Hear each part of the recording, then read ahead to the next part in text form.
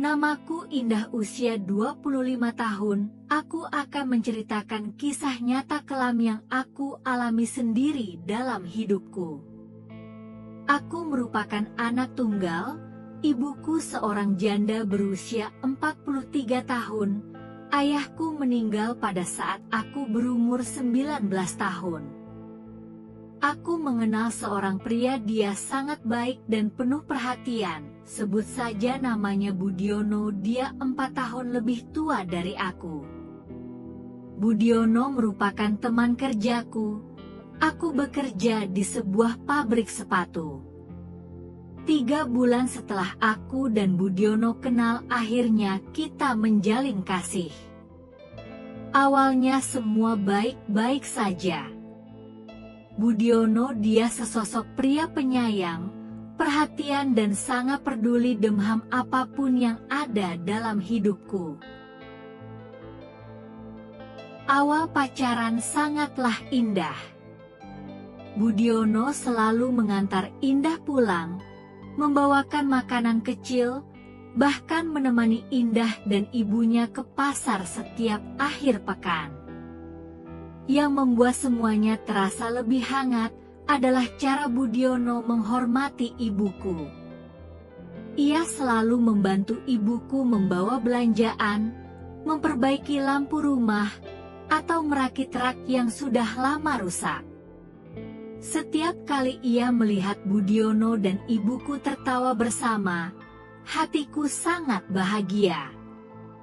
Aku tidak pernah menyangka keakraban itu kelak akan menjadi luka terdalam dalam hidupku. Semakin lama, hubungan Budiono dengan ibuku semakin akrab, bahkan membuat tetanggaku memuji, "Calon mantu yang berbakti sekali ya Budiono ini," kata mereka. Ibuku dan aku pun tersenyum setiap kali mendengar pujian itu. Namun perlahan, ada hal yang mulai berubah. Aku sering mendapati Budiono mengobrol dengan ibuku lebih lama dari biasanya. Pernah suatu sore ketika hari libur aku bersama teman-temanku ada acara di luar rumah. Ketika aku pulang, kudapati Budiono di rumahku.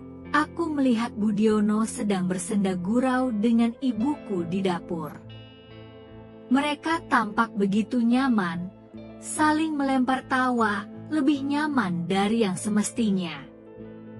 Aku tidak curiga. Aku hanya memendam perasaan aneh yang tak bisa aku jelaskan.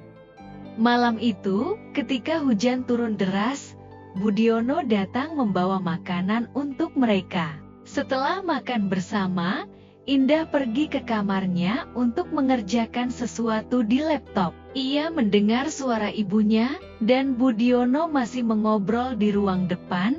Nada bicara mereka hangat.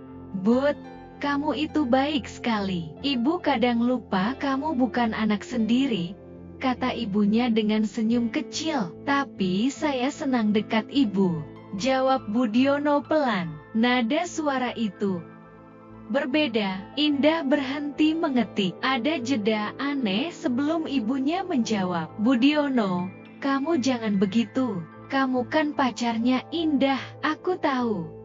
Tapi aku nggak tahu kapan perasaanku mulai berubah." Indah menggigit bibirnya hingga terasa perih. Jantungnya berdetak lebih cepat. "Aku jatuh hati sama ibu." Kata-kata itu menghantamku seperti petir yang menyambar tepat di kepala.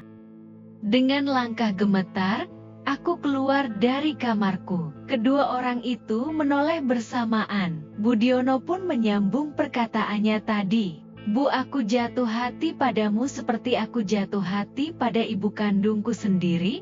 Aku menganggap ibu seperti ibu kandungku sendiri." Aku terdiam, tak jadi naik darah, atau mungkin ini hanya alasan Budiono saja ya, gumam dalam hatiku. Beberapa hari kemudian kudapati Budiono tak masuk kerja. Aku tak tahu entah dia sakit atau ada urusan lainnya.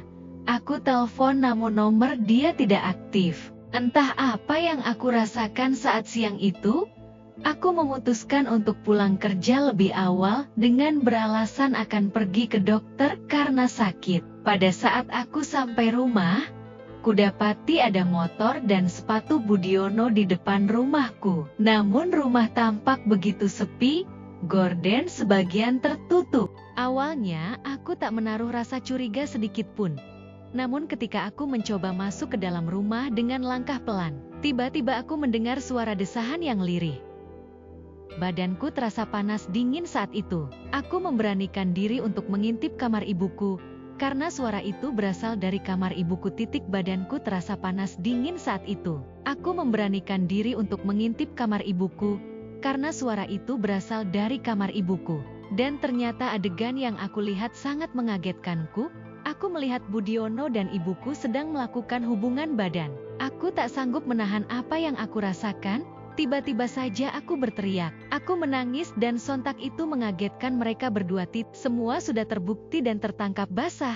Mereka berdua tidak bisa beralasan lagi. Dan sejak saat itu aku pun memilih untuk pergi meninggalkan tempat kelahiranku. Aku tak lagi percaya akan cinta, dan karena aku kehilangan arah, aku memutuskan untuk bekerja di lokalisasi sampai saat sekarang ini. Yang ada dalam benak dan pikiranku adalah, laki-laki hanya punya nafsu, dan tidak ada cinta.